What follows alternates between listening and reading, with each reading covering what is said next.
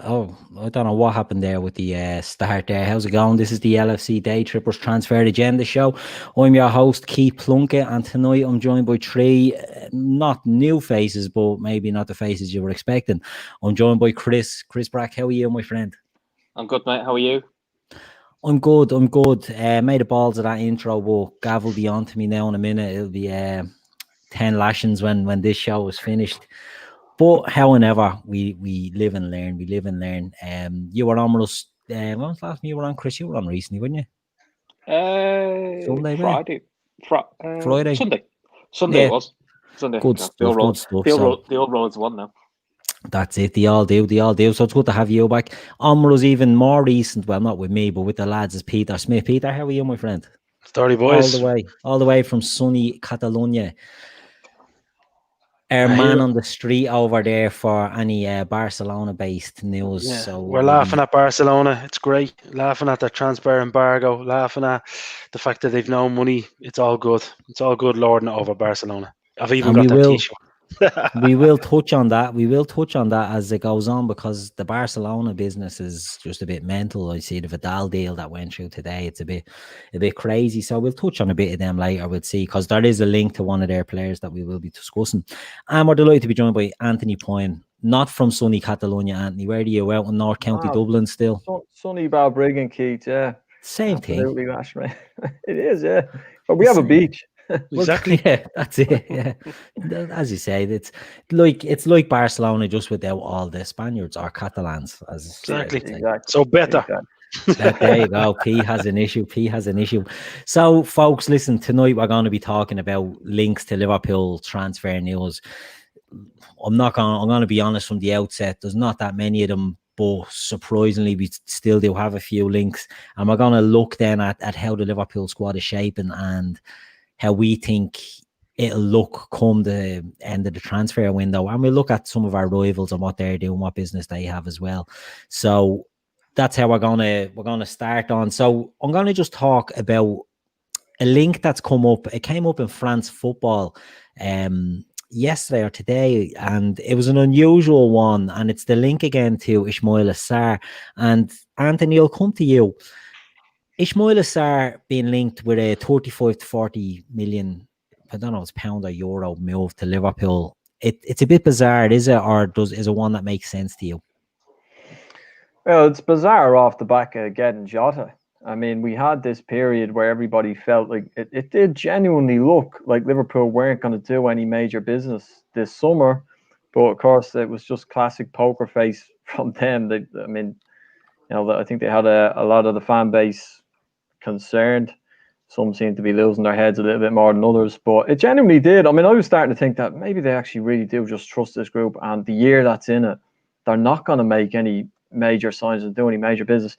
Now, the blink of an eye, Thiago comes in, Jota comes in, and now there's seems to be sort of the Sarr talk seems to be gathering pace. So you'd have to think that there is something behind this, and if you had said a week ago, Keith, I would have said that probably this was just paper talk. But the way the last week went has me thinking, maybe this actually could happen. And if it does, then you'd have to think that Liverpool, they don't do business recklessly. There's always a plan, and there's usually a chain of events, which means that people are going to move out. And probably, people that we like. But this is where Liverpool are now. The bar has been raised so high that, like, even what you'd call the dead wood or the player's surplus to requirement, there's some of them that you'd have to say you'd say goodbye to them with a heavy heart because you like lads. I mean, there was talk about Oxlade-Chamberlain. I don't think that's going to happen, but like it's just like there was talk that he was going to move on. He's been very unlucky with injuries, but he's still been a good signing for Liverpool. Even though like Shaqiri, kind of a bit of a cult hero, players like Origi, of course, So I don't know. Look, I think Liverpool are trying to cool the talk around Sarr at the minute, but again, the way the last week went, you never know. And if he does come in, there'll have to be a few significant exits, won't there? I mean, that will happen. Exactly, and that will be key to it, Peter. As Anthony just said there, nothing would surprise you with Liverpool the way it's sort of gone. But for Sarr or another attacking player to come in, you know, it does create a bit of a logjam there in the front. So could you see a scenario where we're looking at literally Brewster, Shaqiri and Origi all moving on? Or what do you think could happen? Yeah, I mean, it's. I mean, Anthony touched on it there. There's a lot of sentimentality involved, but I think Klopp, behind the smile and behind the nice guy image, he's a very, very ruthless manager. And you only have to look at Brewster. I mean, many other managers who play different systems to Liverpool would say, okay, Brewster's locked into play, but he just doesn't fit the way we play, unfortunately. I mean, he produced a couple of Ian Wright type finishes out on the friendly at Salzburg, and for me, he looked excellent. But we do understand why he's not playing. Added to that, it's not unusual for a club like Liverpool, the size of Liverpool, to agree terms with 4 or 5 players that might be on the shortlist. So obviously Liverpool are looking at Jeremy Doku, looking at Ismaila Sarr, the same type of player. And so, their agents will leak that to local media. And it's interesting that the Ismaila Sarr story has come through France Football. So I initially had thought it was a late story from last week, from just before we had agreed terms with Jota. But it seems, as Anthony says, to be taking legs. But I do think that it might be, if we do go through with it, there'll be a number of factors. As Anthony says, we'll be getting people out the door. You can probably say goodbye to Shaqiri. I think the way Klopp handles things is, he's injured, when really he just wasn't really fancied.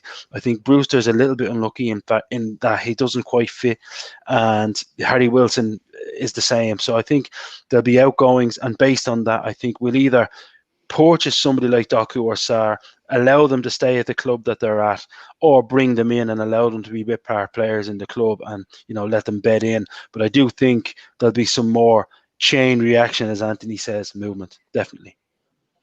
I agree. Richard Howell is just throwing a comment in there about the Mbappe rumours again. If Nike pay him more sponsorship money, do you reckon he'd be willing to reduce his wage demands in order for us to afford him? Richard, we will be coming on to Mbappe in a while, so hold that thought, but it's definitely one we're going to be talking about in a few minutes. That I think will pique a lot of our interest. So we'll come back. Don't worry, we'll come back to you on that.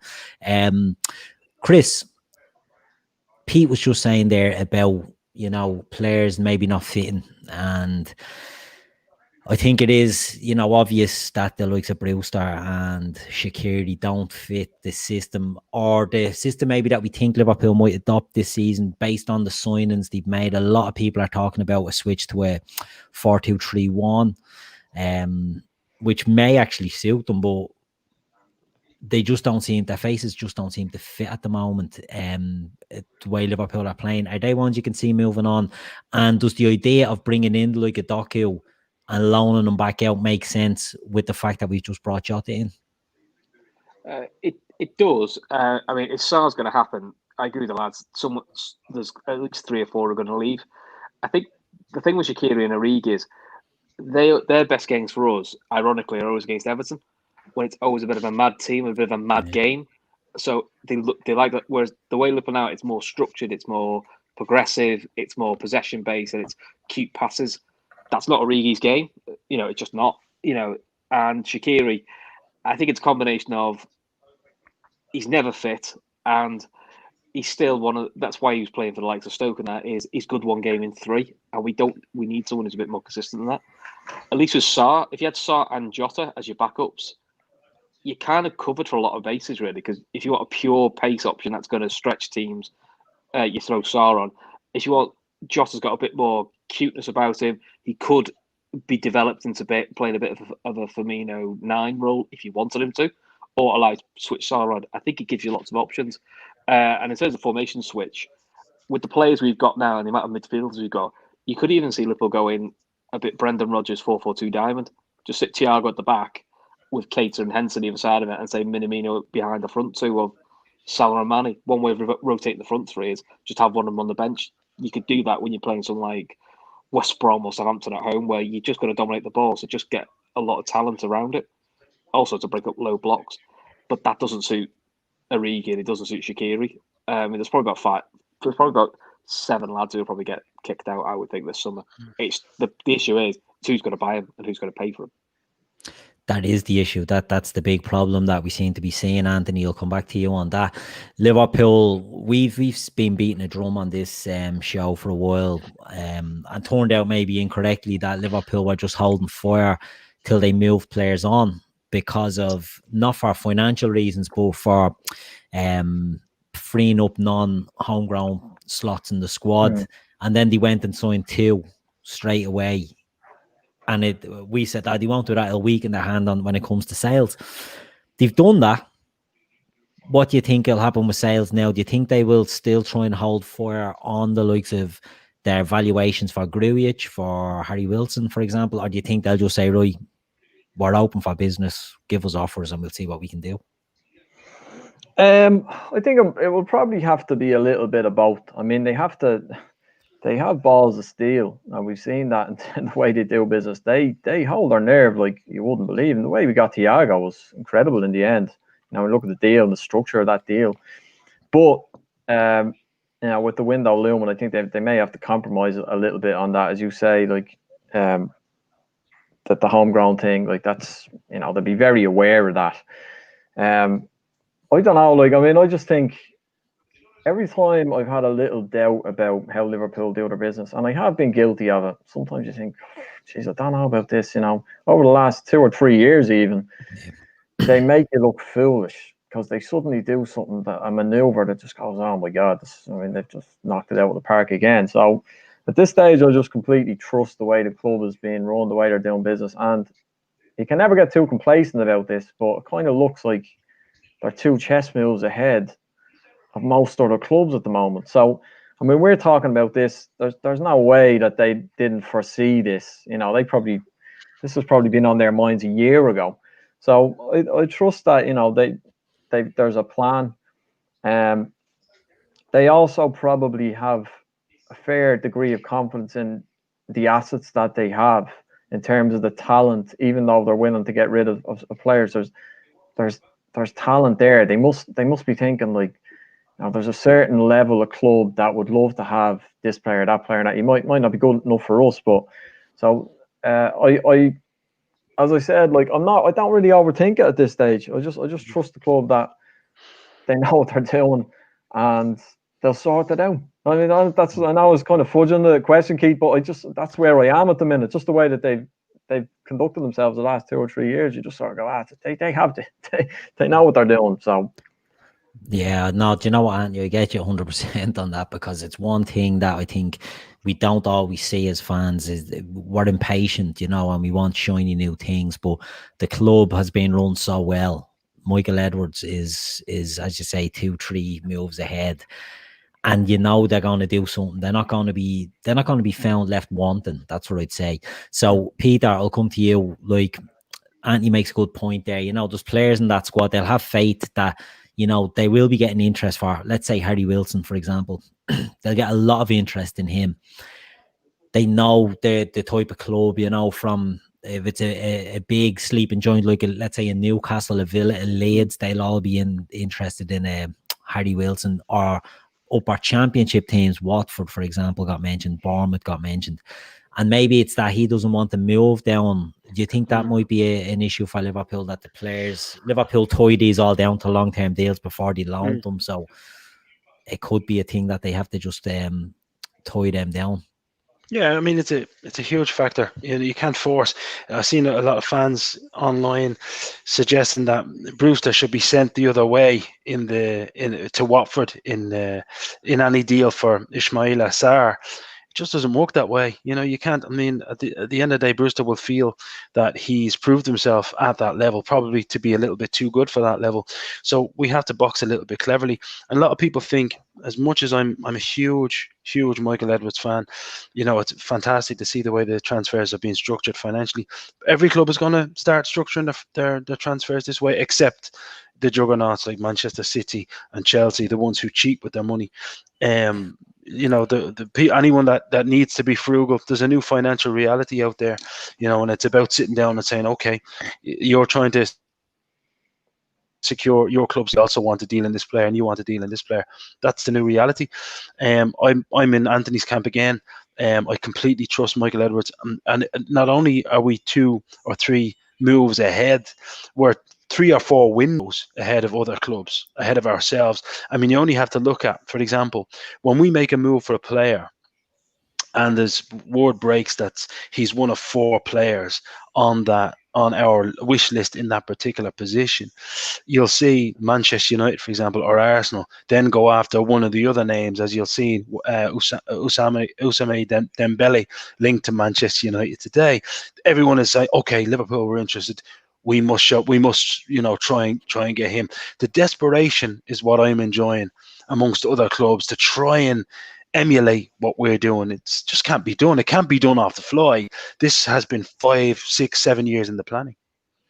Exactly. And we know, right, the COVID throws everything into jeopardy as such, but we've said as well before, Liverpool aren't taking out loans to get themselves through this summer, which is a huge benefit. And I think in the last week they've swung the fans maybe around that were doubting what they can or can't do this window, and they've maybe silenced a bit of that. But Chris, do you think there's a comment it was there about Liverpool maybe stockpiling these attacking players, getting rid of the fringe players, maybe with one eye on looking at replacing the front three next summer? Do you think Sarr or Doku or Dembele are the type of player that could instantly replace maybe a Salah or a Mane or a Firmino?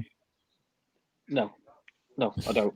No, I think they're being bought for what they're being bought for, which is squad options. If and when, it's not if, when one of the front three leave, and I know that upsets people, but if you think the front three are going to stay here to the end of the career, you're in dreamland. I could see 2 staying. You can argue which one will go, and the thought that it's Salah, I don't think it's as obvious as people think it is. If we get rid of one of the front three, they will look. Liverpool now, if we can get Thiago, which, let's be honest, 10 years, it flashed up today, 10 years ago was when we got knocked out by Northampton with Roy Hodgson's side. We've gone from that with Christian Poulsen and Konchesky, all that shite, to getting a ready-made world-class player in Thiago. So that's the progression we've made in a 10-year period. I'm not saying it's Mbappe, but it'd be something I think Liverpool would go for, an Mbappe type or a Sancho level player if one of the front three go. And I think if one of the front three go next year, the year after, I don't think it's a Coutinho situation. I think it's on Liverpool's terms. And it may be just in Klopp's system, they run them ragged. At some point, that's going to tell. And at some point, I think Liverpool have got enough data science to go, we're going to have to let one go, which people aren't going to like. But then in a couple of years' time, we'll all be going, oh, yeah, he's gone. He's got to do a Torres, and it's who that is. I mean, talking the Mbappe thing that comes back later, if you're going to do an Mbappe deal, great. But you will have to sell one of the front three, partly just to cover his wages. Because there's no way you can sustain the front three's wages and Van Dijk. It's not sustainable. I think even City would struggle to do that. So that's what I think of that. I mean, me personally, I think the long-term replacement for Liverpool is moving Bobby on in the next 2 years. Very interesting, because I am a huge Bobby fan. Bobby's me boy. He puts a smile on my face. But I think there's a lot of miles on the clock, and I think there was a feeling, as you said there, that it's Salah or Mane, or mainly Salah is the one that talks about getting moved on. But I have a feeling it could be Bobby, and I have a feeling that could open up a spot at centre forward or false nine, or whatever way you want to call it. And Anthony, I'm going to come back to you on this one. It's the link that's come back again the last couple of days, and it's the big link. It'd be we signed Thiago this week, and I think it's one of the biggest transfers in the Premier League, never mind Liverpool. But if Liverpool were to bring in Kylian Mbappé next year, it would just blow the gates off anything we've ever done. Do you think it's a possibility that an Mbappé can come in, or that Liverpool would entertain the deal? I think the reason why I would say it is a possibility, the reason I would say that is because Liverpool, to get to where they have now in the last 4 years, they've had to have a certain approach. Like, the approach has to change now because they're at the top. When you're the team trying to get to the top, you take a certain road. Now that you're there, you look at things differently. And they're very fluid. They're very open to evolve, very open-minded in the way they approach things. So, and they're very intelligent. So the fact that we've got Thiago is a great example because he's 29. You know, he sort of bucks the trend of what Liverpool have done in the last 3-4 years. And now the profile and the draw of Liverpool, and we all love Liverpool and we'll consider Liverpool one of the biggest clubs in the world, even back in 2010. Yeah. But, you know, the fact is that this club is now on a level that I don't think any of us right here have ever seen before. Like, commercially, the profile of the club, it's going through the roof. So, first of all, would Mbappe want to come to Liverpool? Yeah, I think he would. I genuinely believe that he would. Yeah. If you're looking throughout the whole of Europe now, because this guy can go anywhere. This guy can go to any club on the planet. So name the big ones. Does he want to go to Real Madrid at the moment? Barcelona are shambles. Manchester United are, you know, they're struggling. Well, they are. You know, relatively speaking, they are certainly not what they were.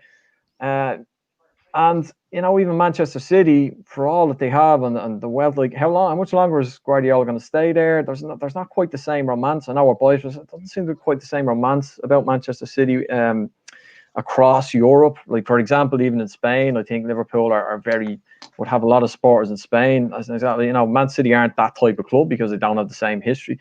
So that's the first thing. It's actually Mbappe would come. The second thing is financially, is it viable? Wages. That's the big question here.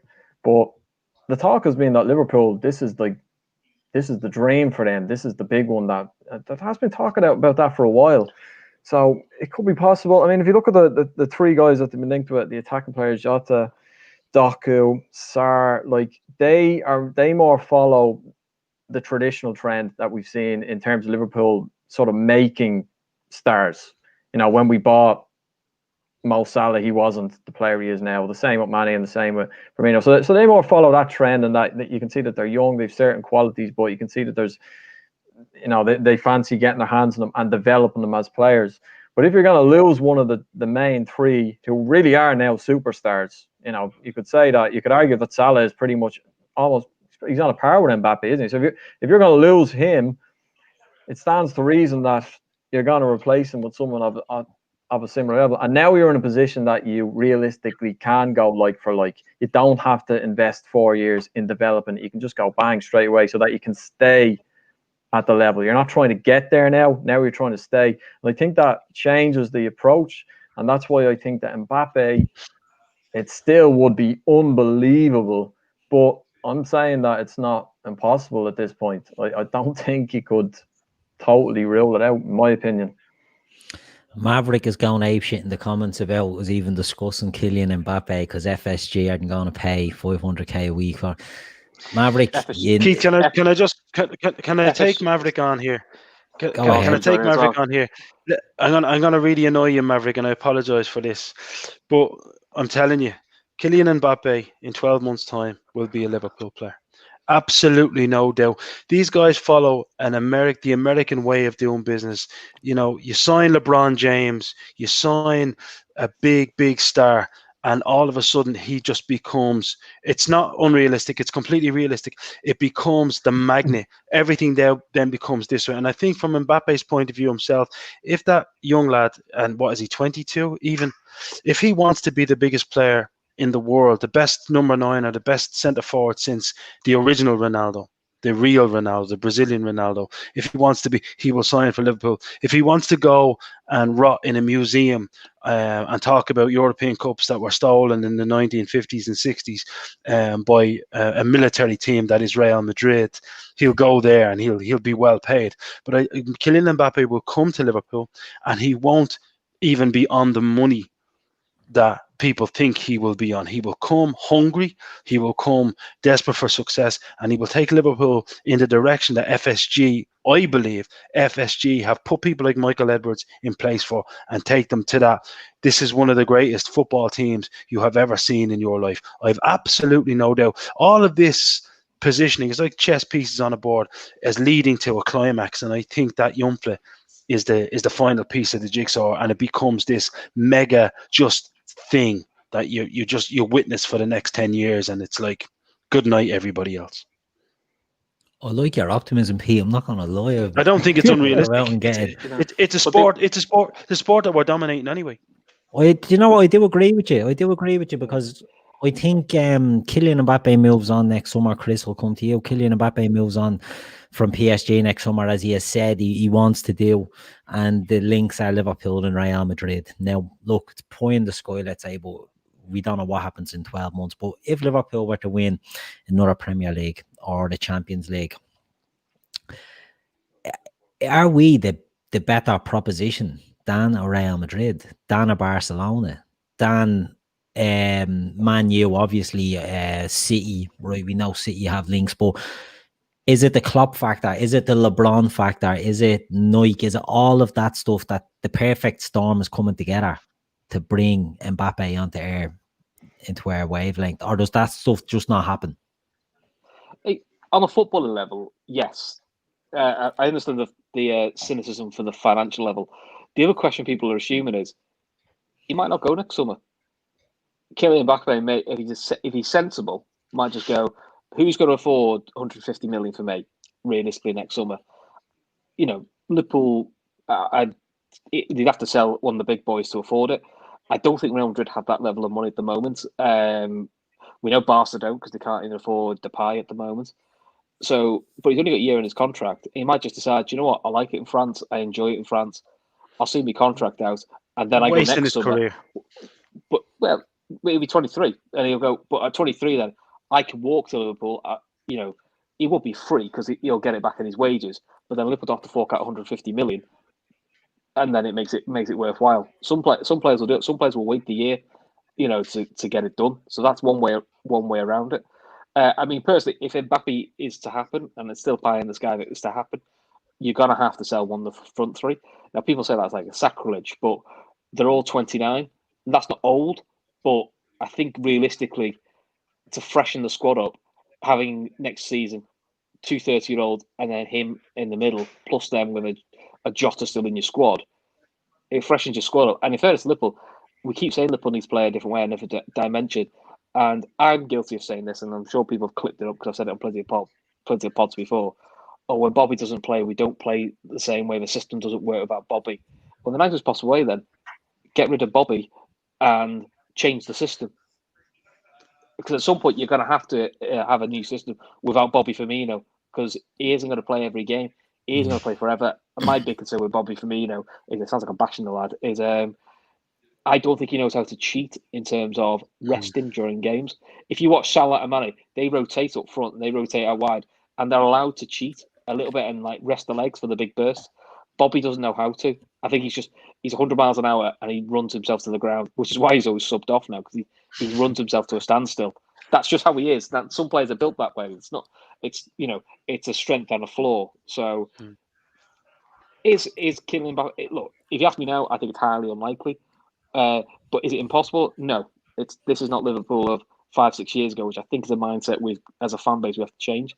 You know, you still see it on social media, like, oh, why are you picking him? And oh, it's 0-0 with 20 to go. Oh, why is this happening? You're sort of going, there's enough evidence now to know people like us, we're probably becoming what we hated in the 90s. We are starting to become very Fergie United. And people hated Fergie United. I did. It upset me because he kept winning everything, but we're kind of becoming that type of a team where we keep throwing a quality player, we keep winging. Ferguson's United were ruthless, Spracky. Yeah, they were ruthless. You know, ruthless. Yeah, I mean, look, you look at some of the players Fergie sold. You were shocked at the time, thinking, "Oh, he's bolted here," and he never did. He always had 3 or 4 plans up his sleeve, and he always had the next team built. This is the intrigue I'm looking at for Klopp, is how he's going to build this second team, because he's never had to do it before, and I think he quite likes the challenge. That's why he signed his new contract. Yeah, it's interesting to see what will happen. I'm firmly a Firmino fan, and I do think he sets the tone and he sets the system for how we play. But there is going to come a time where we do have to maybe look at a different way of playing, and instead of finding someone that can do what Bobby does, you probably bring in the most exciting young talent in the world and say, right, this is what we do now. This is how we play. We're not pressing you from the number 9 position. We're just going to go wave after wave of attack. it's a very interesting point about him staying on there for next season and coming available, because and I'll come to you, Pete, because I know you're in Barcelona there. Like, what's the news on Messi at the moment? Is Messi going to be available for free next summer? And No, is that where Man City will be sort of putting their interests? No, most of the media here were in agreement with the kind of instincts that we had on the pod, that it was a complete power play. Lionel Messi is trying to, and quite rightly so, he should, trying to set himself up, for life really at Barcelona. The objective is to get rid of the president, get him out. I mean, there's no plan, there is no structure, and there's no project at Barcelona. And I think Messi wants to. There's talk of PK, people like Xavi, Jordi Pujol coming back to the club and building that project, next level, putting Barcelona back on track as to where they were in and around when Rijkaard was manager and when Guardiola took over. There was a very clear project, very clear progression from the B team, Barcelona B, into the first team. Right now it's just complete higgledy-piggledy, and coupled with the fact that they're 8 million euros in debt and they have annual wage bill of just over 600 million euros. So Barcelona, in our parlance, are completely bollocksed financially, and they have there's no light at the end of the tunnel. Something has to change. But I think Messi will sign a new contract, and that contract will be negotiated with whoever will be the next president. Yeah, it's a very interesting state of affairs over there. I mean, I see Vidal signed for Inter today. Was it for less than €1 million? For €1 million and a bag of tracksuits. I mean, this is, everybody knows that Barcelona are completely smashed. It's gone down to the point where they're servicing their debt, a little bit like Manchester United are, but they're not successfully. There's no income, no match day income. Merchandising revenues are way down. So teams that want their players have them by the bollocks. If you noticed, Ivan Rakitic just went back to Sevilla, I think, for less than €5 million. They were offered, I think, €40 million last summer and turned it down. So a lot of people are playing it down, but Barcelona are in serious trouble. There's absolutely no doubt that Gini Wijnaldum, by the way, would have signed for Barcelona last week, no doubt. But it was kiboshed, it was embargoed. It can't be done. The same way they can't sign, as you mentioned earlier, Bracky, they can't sign Memphis Depay, and they had agreed terms with them. They can't sign anyone. No, they can only loan in players, and as you know, Barcelona aren't keen on that. So they're trying desperately to get rid of players like Dembele, to be honest with you. But Dembele doesn't want to go. He's sitting on a huge contract, so he doesn't want to go anywhere. They're in trouble. Exactly. But that's the Neymar deal really, I think, through Barcelona.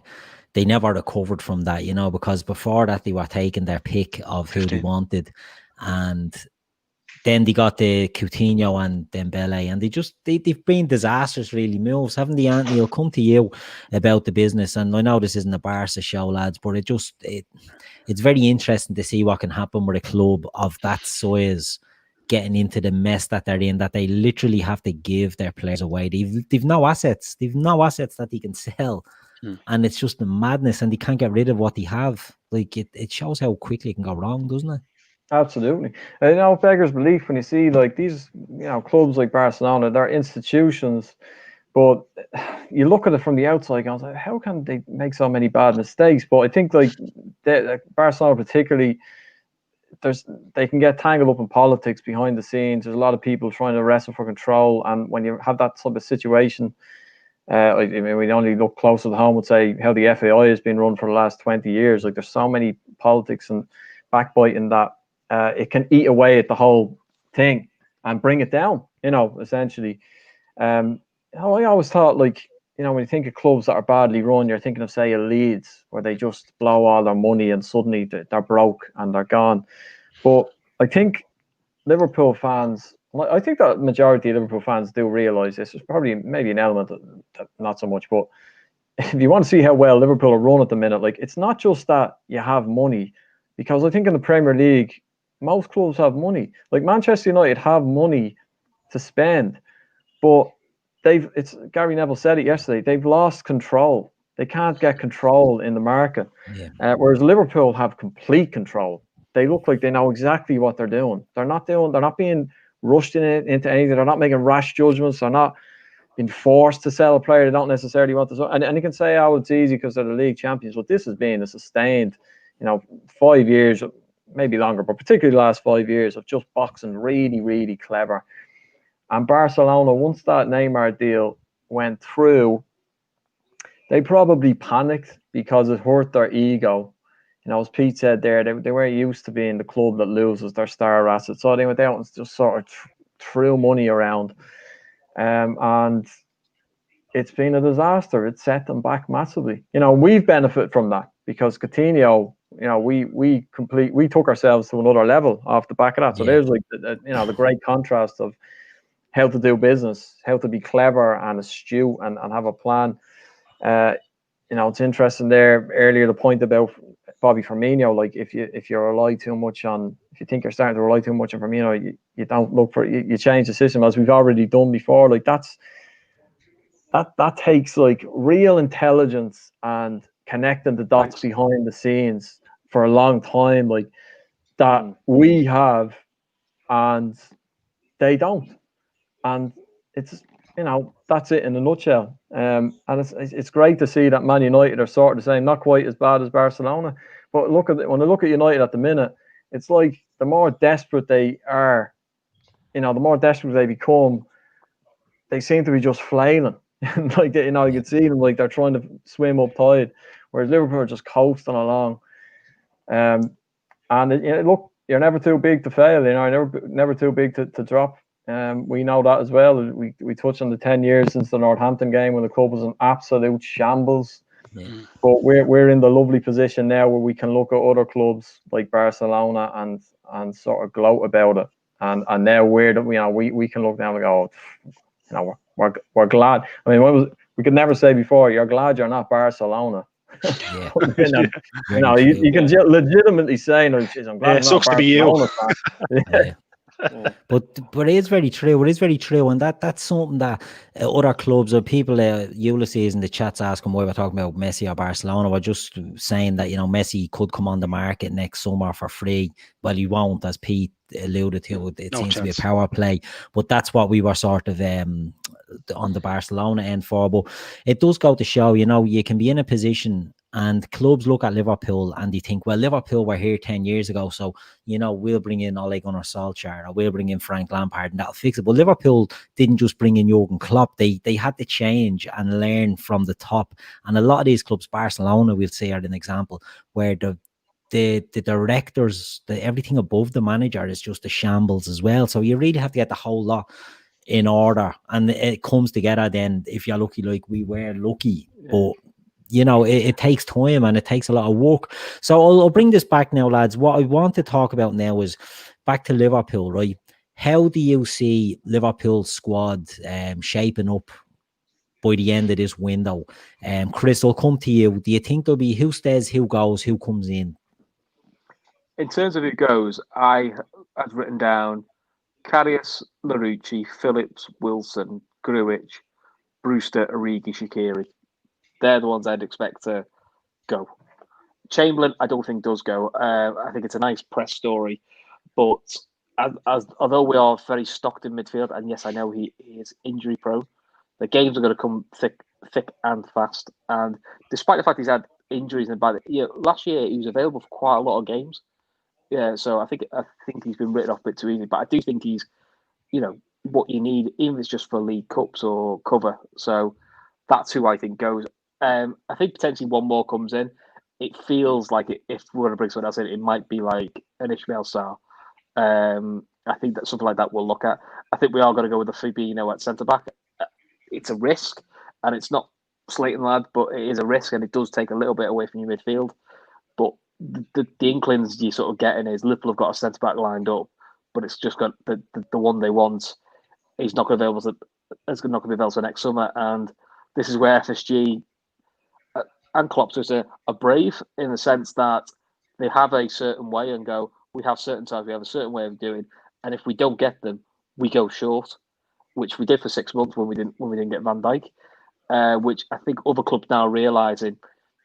I think it's what United are trying to do, which is they've got a way of playing, and Solskjaer wants to go down a youth route. He wants to go down, young, hungry players. Which is nothing wrong with that. But for so long, United have been an overpaying club. Clubs don't believe that you won't overpay. And at some point, the only way United are going to stop that is if they're actually going to have to do a bit of a Liverpool and go, right, we're paying this. If we don't get him, we'll go without for a season, go short, which might be short-term pain for a year, but long-term benefits. But that's what I think for Liverpool. I think max one more incoming, probably off another forward, and all them will go if you can get buyers. I mean, Wilson and Grujic, I think, will go. Brewster, there's so much noise about him. I think he's gone. It's just where to. I mean, if you ask me, the perfect club for him is Brighton. That is the perfect club for Brewster. And I think someone like a Brighton would do the deal with the buyback clause, only because, although I know Gav and yourself have discussed it, saying like, why would you do a buyback clause? But for someone like a Brighton, for the 2 years you have him, that's the 2 years that could be the difference between 2 years in the Premier League or 2 years in the Championship. Because the one thing Brighton are short of is a proven goal poacher. It's also what Sheffield United could do with. If Sheffield United had a proven goal poacher in Brewster, Sheffield United are probably playing Europa League football at least this year.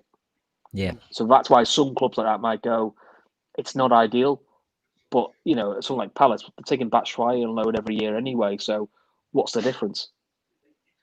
It's like it's like an expensive loan, but you get to do what you want with him, and he's not cup tied. So the only one I'm not sure on is Origi. As in, I think he probably should go for the good of his career. I think he needs to go now. I think he needs to be the main man. And I do think if he was a main man, someone else, I think he'll do quite well. Because he's got all the attributes to be a really good centre forward for someone. He's big, he's powerful, he knows how to get crunch goals. And he can still go on the back of, he's a league winner and a Champions League winner. So for a lot of clubs, that's still a big signing. He's just not good enough for us anymore. And that's not decrying the lad. We've just moved beyond him.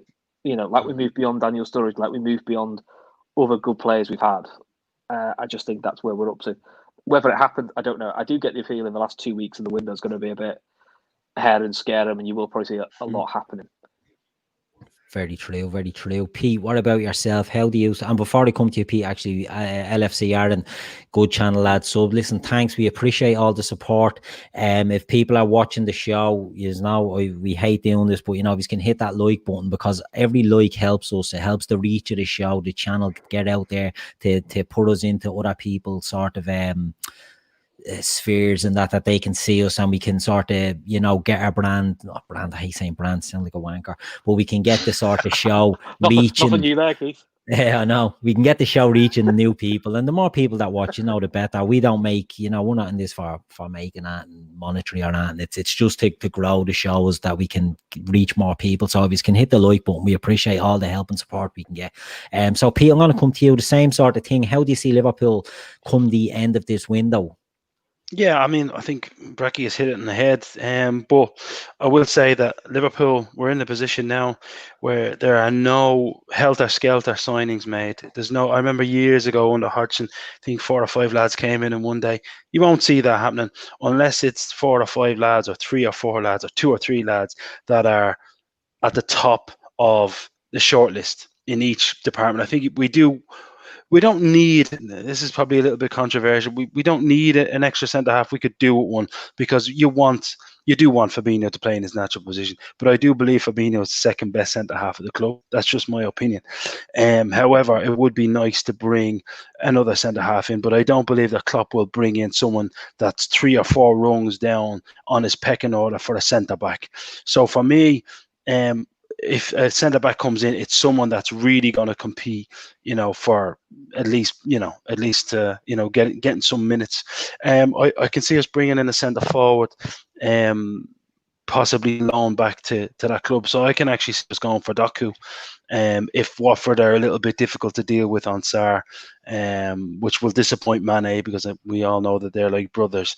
But who knows? But I can see a stretch 1/2 more. But that's very much depending on who goes out. Because for me, I do believe, the noises from the club when they say, and I love the quote, it's Klopp said last week, we pay for football things with football things. It's managed responsibly. There's no loans being taken here.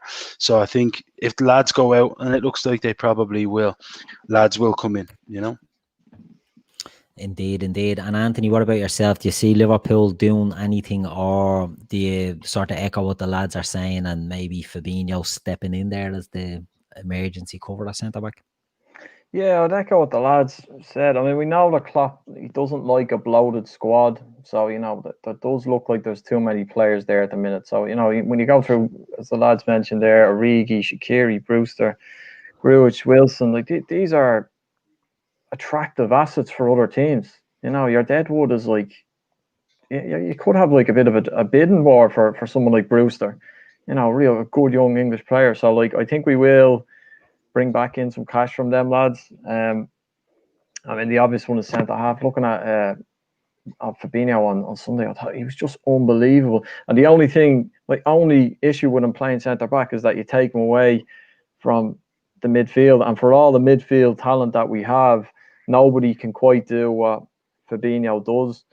But Matip, Gomez, they're not going to be injured all season. I think they might just roll the dice and think, all right, well, look, he's the backup and the two lads are going to come back. We should be all right. So I'm not sure if we'll bring anyone in, although it does make sense what the lad said about, the Sarr link. The fact that it hasn't gone away suggests that Liverpool probably do want another attacking option. And because when they're linked with one, what we've learned is that they usually have an option B or an option C. Like if they want someone for that position, there's usually not just one. If Sarr doesn't happen, it's unlikely that it's just going to completely go and they say, all right, we'll forget about it. They may have someone else up their sleeve, which could be, as Pete says there, Doku, and maybe an option to loan back. So I think now that what we'll see from Liverpool is players going out, trim the squad, just tighten up the squad, and leave us with, in all fairness, Premier League champions. But at the end of this window, we're going to be looking better than ever. The quality there, the depth, everything it really is looking good for Liverpool. I couldn't agree more. Before we move on, I'm getting stick from my jersey choice. Keith is wearing a James Rodriguez top. I said it is at the start, lads, that someone's going to mention James Rodriguez. Nothing to do. This is minutes. Yeah, I know. This is a tribute to Peter's lovely wife of Colombian heritage. And I said we'd welcome Jessica into the fold and wear a bit of absolute. And lad, I can her. back it up. My wife, who's in the next room hiding because she's afraid of the camera, is from Colombia. And Keith is wearing, and he said it before the show, Keith is wearing it. And the minute I saw it, I was laughing because actually Jessica has that jersey and a couple of others hanging up, the female version, of course. So I can back it up. We don't know who James Rodriguez is. There's no James or Yermina on this. It's just a great shirt. So people get obsessed with what I wear. The Barcelona culture, I know I was told off for that. Look, forget about it, lads. It doesn't matter what I wear. I'm not a fashion icon. I don't drive a trend or anything. We'll move on. But look, I see Jay saying he's quoting James Pearce saying we won't sign any players, and we can't really take, if there's anything we've learned, I think it's that we can't really take the journo's words on what's happening with Liverpool at the moment. Based on what's happened, it's been shown that there's not many leaks. If James Pearce is saying there's not going to be any more, and I'm not digging out James Pearce, I think he's an excellent reporter, but a lot of the Liverpool patch journals were saying no signings. Thiago's not a target, and he's not an active target, and we all knew that he was because all the word coming out, was he was, and from respectable journalists on the German side, it was crazy. But I wouldn't take James Pearce saying they're not interested in a target. I agree with what Anthony said. There's too much coming out that he must maybe have an eye on something else up top. Before we finish up, lads, I want to quickly go through what the other teams, now I know we're moving away from Liverpool again, but I think we're in a great position, as you guys have all touched on. And I want to give you a team each to tell me what you think of their business and how their squads are shaping up as well. So, Chris, I'm going to come to you first and say, Spurs, how do you think Spurs have done in this window, and how do they look going forward for you? Scattergun is probably the best way to describe. I think the left back they signed, I think, is a good signing, because I think both fullbacks actually are good signings because they needed two new forwards. Aurier was, the French Moreno. You knew he was going to give you a penalty or two. And the Welsh lad there at left back, whose name escapes me now. Davis. Davis. He's a solid Premier League player, but for where Spurs want to be, he's not quite the level they need. So I get why he's a left back, Joe Allen. Yeah, so that's what. So neither of them convince me. Højbjerg, I get the idea of Højbjerg. It's very Mourinho, big, strong, powerful, a lot of mobility. Which that midfield last year had no mobility. It was very static. So I get the reason why you buy him. You could see. I was surprised Højbjerg hadn't moved to a Spurs or an Arsenal a couple of years earlier. So I get that. The Bale one is the wild card in terms of who's been injured for constantly now for about 2 years, and it looks like he fell out of love with football. I mean, that's partly down to probably how he was treated by Real Madrid, so it doesn't really help him. But if they get Gareth Bale back to 70% of the player he was before he left Spurs, that makes Spurs a real top 4 contender. Now, the one thing I think Bale will do for Spurs, which I think Mourinho was brought in to do this as well, because this hasn't quite worked, is I saw his interview, and I must admit, if I was a Spurs fan, it's kind of a watered-down version of what Klopp did when he came in. His words were, "I'm great to be back. It's great to be here. I can't wait to come back here and start add more trophies to my collection." And it was deadpan. It was not fluff for it. He was generally like, "I'm here to win trophies and play and enjoy my football. That is what we're going to do, and that is what I'm here for." And I think for Spurs, I think they need a reminder of that. Is forget all the nice, pretty football, the nice big stadium, which is a stunning stadium. Is you've got to start winning something, and perhaps having a proven winner, even if he's unavailable half the season, might give them a bit of a kick up the arse and might revitalise a Harry Kane or inspire a Lucas Moura. So, in some ways, Bale's greatest attributes could be off the pitch, which I know sounds a bit mad. There's a lot of money to pay for a guy to be an off-the-pitch influencer, but I think that's what they need. So, I can see what they're trying to do, but it's just whether they'll give them enough patience for it, because Mourinho already feels a little bit he's in year 3. He's in year 3 mode of a meltdown, and he's already called all the players out and says they don't know what they're doing. So the best thing I think could happen to Spurs might be if Mourinho left, they actually went long term and looked at someone like Nuno from Wolves. Yeah, it's an interesting one. And they're in talks, apparently, someone said earlier, with Skriniar from Inter Milan. It's an unusual one. I thought he would be out there reach myself. But look, if it happens, it happens. Anthony, I'm going to come to you, and I'm going to say about Man U. Man U's business. They've signed Donny van der Beek. They've signed Jadon Sancho. They've signed Thiago Alcantara. They've signed Pele from Escape the Victory. They've signed everybody, but the reality is they haven't signed anybody, only Van der Beek. How do you think their squad is shaping up? And do you think they need to get players in? And are they focusing on the wrong players?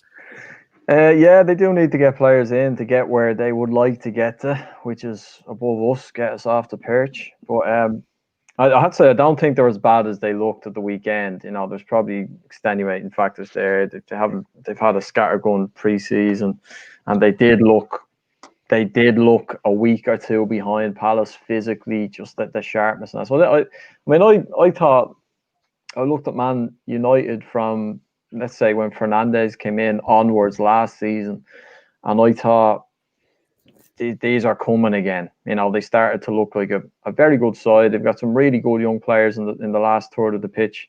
I think Fernandez is an excellent player. Like he sort of does for them what we'd expect Thiago to do for us in terms of just punching passes, breaking lines, and moving teams around. The pace was passed and things like that. He's a good footballer, but you'd have to say that the back line for them is a major issue. The keeper is a problem. The centre halves are a problem. And there's probably question marks over the full backs as well. Less so Wan-Bissaka. But if you look at, say, Liverpool or Manchester City now, or Bayern Munich for that matter, they've totally weaponized their full backs. It's just not enough to be decent going forward or decent defensively. You got to be a serious footballer now to play fullback in these teams. Like Alexander-Arnold could play centre of the park for Liverpool. He's that good a footballer, like, but he's used at right back. And it just looks like they're trying to do what they're trying to do, Keith, basically, is copy Liverpool and Manchester City. Basically what they're trying to do. And they're a couple of steps behind us because we've been doing this for much longer and doing it much more coherently and doing it with a much better manager. Yeah. So I think that United have a lot of problems. I still do think there's enough quality in that they'll be in around the top 4. I don't think they're just going to go off a cliff, and I do think they'll get better. But in terms of I actually, when I was watching them at some points from when Fernando's come on last season, there were games I watched them, I thought, if these get the summer right, they could actually be a threat next season. If Liverpool sort of hesitate in the market in the summer and make a mistake or two, and United get it right, they could be a threat. But it's very early days, but it looks like it's kind of possibly, potentially, and the window's still open, but it could go the other way for them. They could actually step back while the top 2 kick on again. So they've got a big couple of weeks, and they're under a lot of pressure now. It's not ideal, because now they know they have to sign. Everyone else knows they have to sign.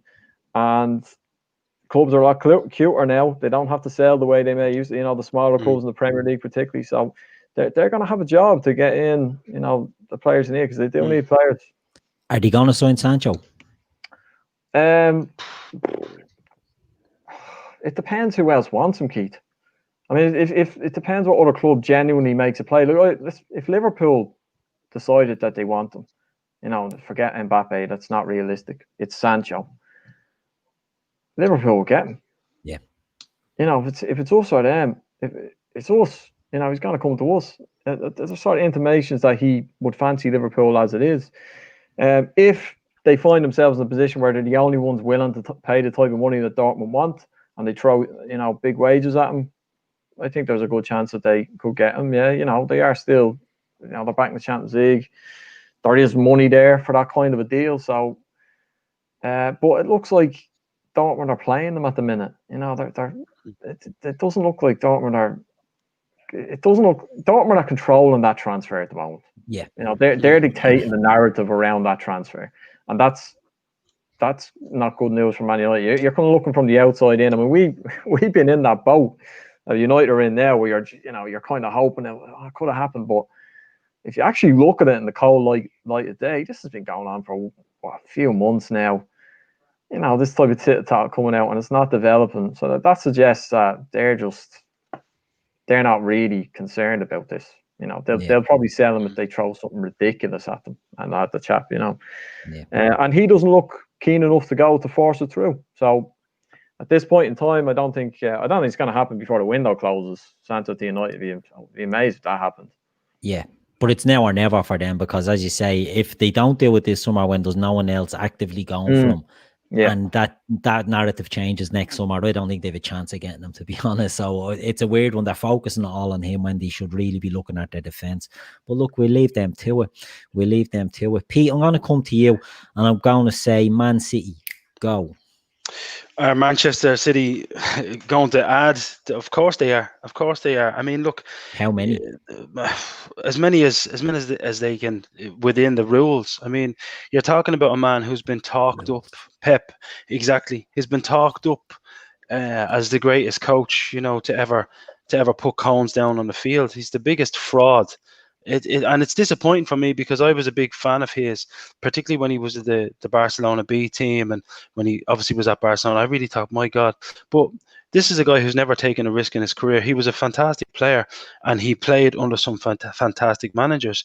But it's just money. It's just money, though he has a couple of blind spots. He seems to have blind spots for fullbacks, because he spent almost 300 million, and he's going to spend more on more fullbacks. He tried to spend more money on fullbacks, and he doesn't seem to be able to buy a centre half who can do what he wants the centre half to do and defend as well. Obviously they've had the sideshow of Messi, which I do believe that they really wanted, but that's more probably a company thing from their perspective.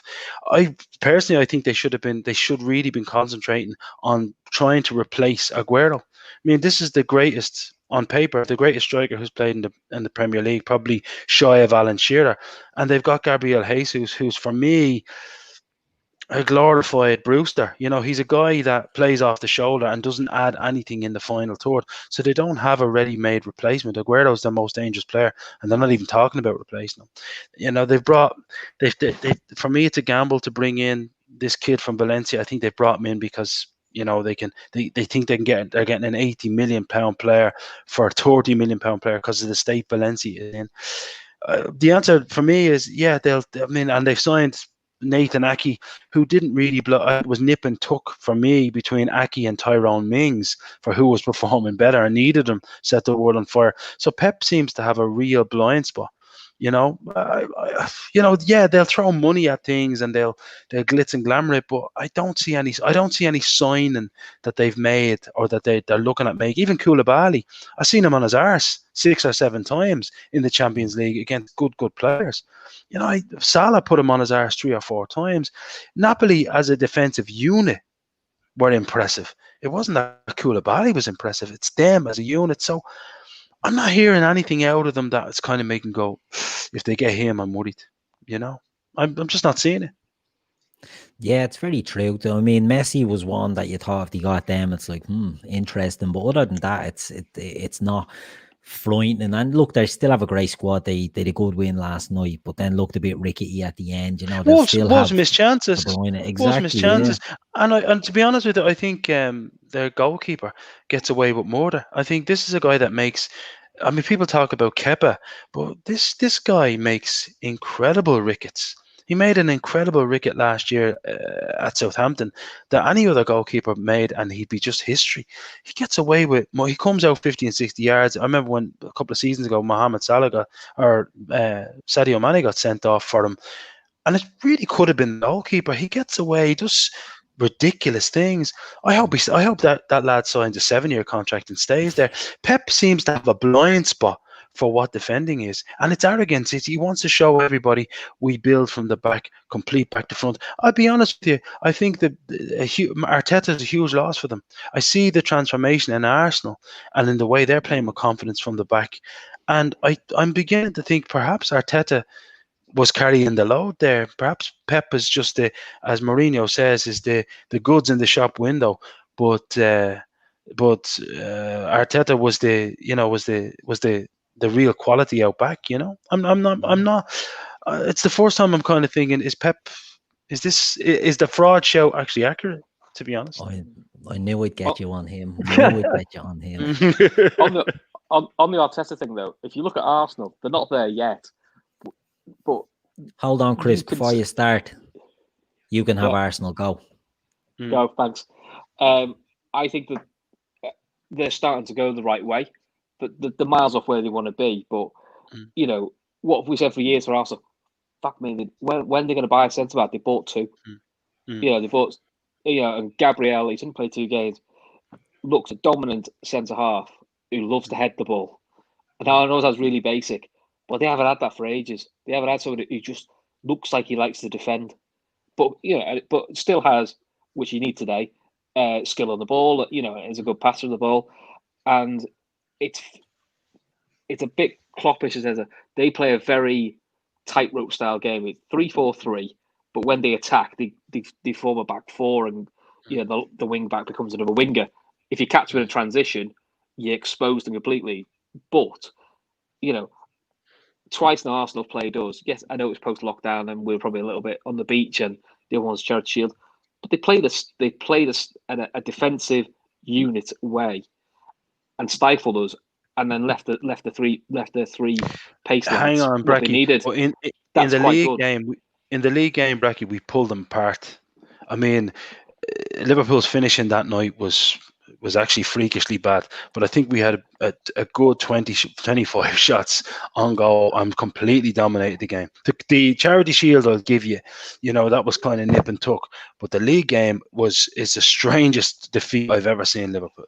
With Liverpool. It is in a way, but I saw quite a lot of Arsenal players, throwing the bodies in front of the ball, actually trying everything they could. Now, they were getting pulled apart, I see where you're coming from, but they were trying to defend, as in throwing everything at them. Arsenal for 3 or 4 years, ain't doing that.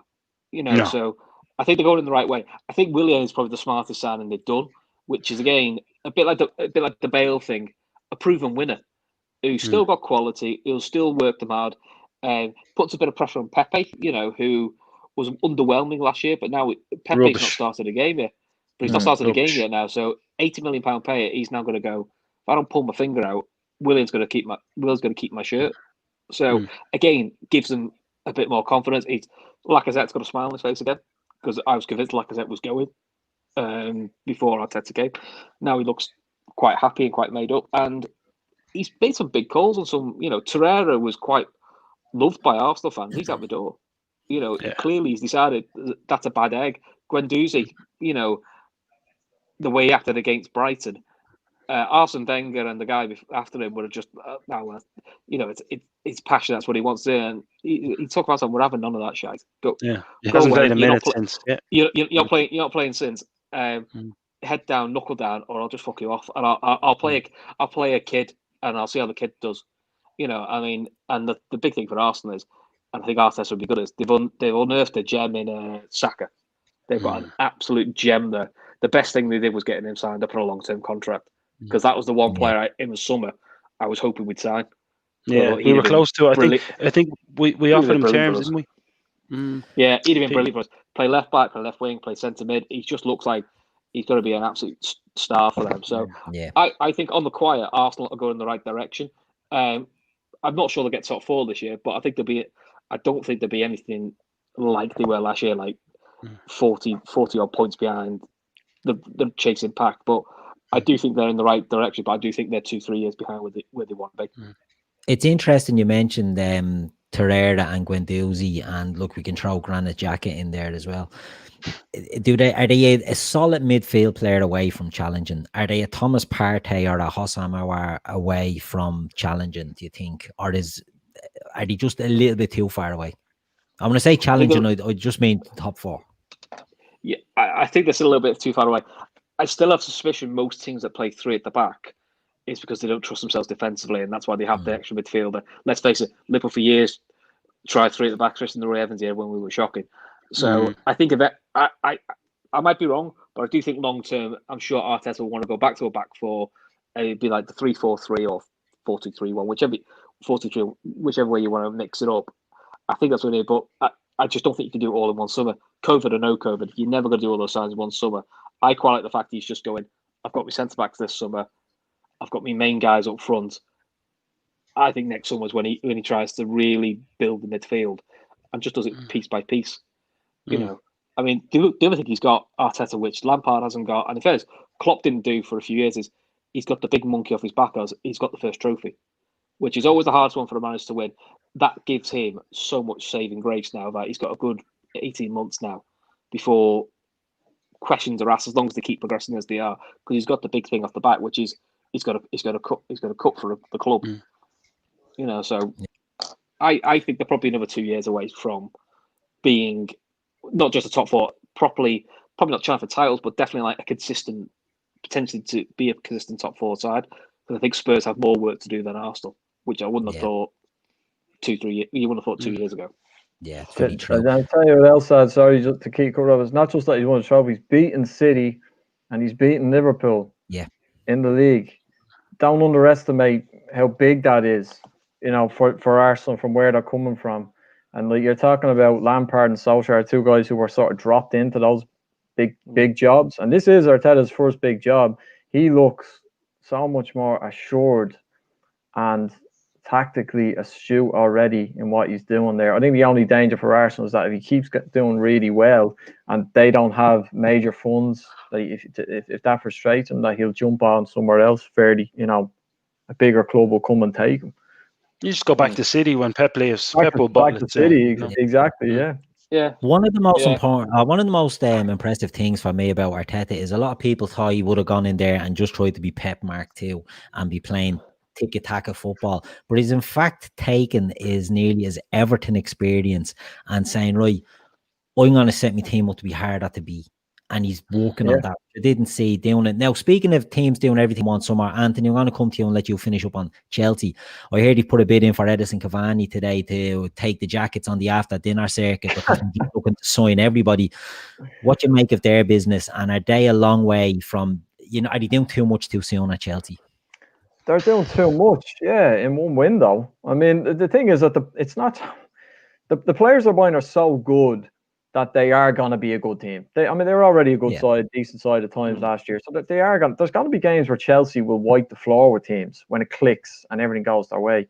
But in terms of you were looking at them and people were talking about Chelsea and are making a statement, but they've abandoned their philosophy completely this summer. Like last year, it was all about developing young English talent, and this is the way we're doing it. And with a young English coach and we're young English players, that's gone out the window. In the first summer transfer window that they have money to spend, completely gone out the window. So there's no cohesion there, and you bring that many players into one window, and we've seen that with Liverpool before. It doesn't matter how good they are, they got a gel. And the second game of the season against Liverpool, ordinarily, you think that's the chance for a pretender to make a statement. Now it's early in the season, but this is, are you going to be challengers? Here's your chance. You got Liverpool, second game of the season at home, and they were miles off. 10 men or not. Liverpool were just looked levels above them. And they look scared of Liverpool. So, even psychologically, they don't look like they're ready to become a team that can challenge to win the league. So they brought in some really good players. Timo Werner is a very good player. And although Fabinho was outstanding on him at the weekend, I still saw moments. I think he was the one player for them where, he had you a little bit nervous at times in the first half, particularly. And they do have other good players to come into that side. But I think it's like Man United. They don't have a manager that makes you nervous. I don't think Lampard has that aura of a top manager who makes it look like they really know what they're doing and breeds confidence throughout the whole club. It's because he doesn't, Anthony. Look at the midfield three he starts. Three similar players. There's just no mix there. This is a guy who refuses to acknowledge the fact that N'Golo Kante is probably the best defensive midfielder in the league. Won't play him there and is looking to get rid of him. Frank Lampard was a fantastic player, but I have no evidence that he's even partially qualified to manage at this level. It's actually farcical. It's farcical. Let's be honest. He's kind of a victim of circumstance because if Chelsea hadn't got a transfer ban, he's not the manager. He was brought in because they had a transfer ban. They knew it'd be a difficult season next year, so you put a club legend in. It buys you some time. The best thing I think Lampard should have done last week is he should have made the game against us a mad one like it was at Anfield. And if they got beat 5-3, he would get far less shit than he's getting now because everyone go, well, yeah, he did have his full side, but look at that. He took it to Liverpool. He got past that shaky defence that everyone's been talking about. Just when all their players are back, they're going to be a force. In some ways, it's how you lose. And the fact is, if he'd gone really ballsy and got beat 5-3, like he did at Anfield, I think actually they get a lot less stick because people have gone, well, he went for it. He trusted his players. The other thing he should have done is, and this is not being wise at the end, is he should not be playing Kepa. He doesn't want him. The post-match interview just destroyed the lad. And I know he's got another keeper lined up, but who's going to buy him now? Who's going to buy Kepa now? He's damaging that lad by starting him. That lad by starting him. Kev O'Sullivan makes a good point there. Poch on the sidelines. How is Pochettino out of a job with these jokers? Solskjaer is a bluffer. You made the point earlier, Bracky, and you're right. You're completely right that he's putting all his trust in youth. That just says to me, in the future, tomorrow, it's like jam yesterday, jam tomorrow, but never jam today. It's just bluff and bullshit. And then you've got a guy like Maurizio Pochettino who's not in a job. It's unbelievable. I'm convinced that these teams don't want to be successful. It's like Ireland not wanting to win the fucking Eurovision because it's expensive to host. I don't know why, but why on earth would you have two guys at top clubs? Well, but why would you have two guys at top clubs that aren't qualified? I mean, Solskjaer and Lampard. It's just incredible. It's just and by the way, give them 10-year contracts. Happy days. Two of them are clueless. I think I wonder with Pochettino if he's waiting for his moment.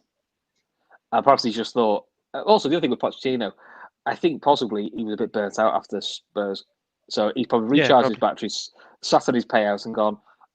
January or next summer, he will be at someone like one of the English clubs, or he'll be at a Juventus, or he could be looking at PSG, could be looking at Tommy Tuchel's hot seat on PSG and saying that's where I'm going because he's the next player, so that could be one that he's looking at.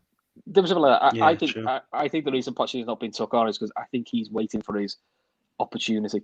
I don't think it's. I can't believe clubs haven't asked. I just think he's waiting for something. Now, what that is, I don't know if it's England. I don't know if it's Spain. I don't know if he wants to be the next Argentina manager. He's clearly got something. I would think a manager who's that proven will do something eventually. Yeah, it's a good point. Yeah, where I don't know. Yeah. No, but look, we'll wait and see. Listen, lads, I've taken up enough of your time tonight. We'll wrap it up there. It's been an excellent show. Really, thanks for everyone in the chat, everyone who liked the show. Brilliant. If anyone else wants to hit the like, there's still a few minutes. Go ahead, smash that. But it's been a cracking show. We've covered a lot of stuff. Not the usual transfer agenda show we've been doing, because there's not going to be too much transfer stuff with Liverpool now, I don't think, for the rest of the season. So, we tried to take a different look at it. So I just want to thank the lads for coming on. Chris, thanks very much for joining us again tonight. Cheers for having us, mate. No worries at all. Pete, all the way from sunny Spain. Statues getting made in all the comments tonight. That is, pal. Well done. Happy days. Good stuff. And Anthony, great to have you on again. We'll hopefully won't leave it as long next time. Yeah, cheers, Keith. Good to see you, lads. No worries. Listen, we've been the LFC Daytrippers. This has been the Transfer Agenda Show, and we'll see you all next time.